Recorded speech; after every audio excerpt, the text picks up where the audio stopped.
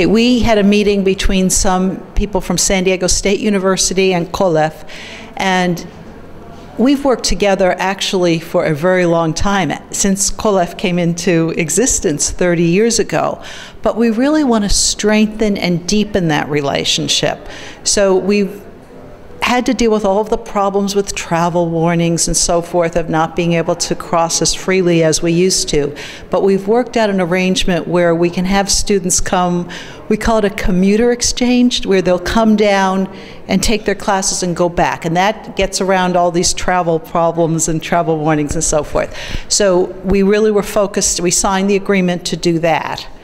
And then we were focused on what are we going to do beyond this, because we think there's such a need for real research on the border in a trans-border community such as we are, and we have researchers on both sides of the border that do this. So we're working on how do we bring these people together and do research that will advance both sides of the border.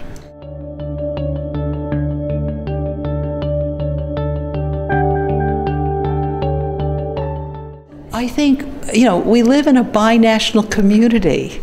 We can't, you know, we must be able to understand this trans-border region. We must have leaders who are prepared to work on both sides of the border. That's the future.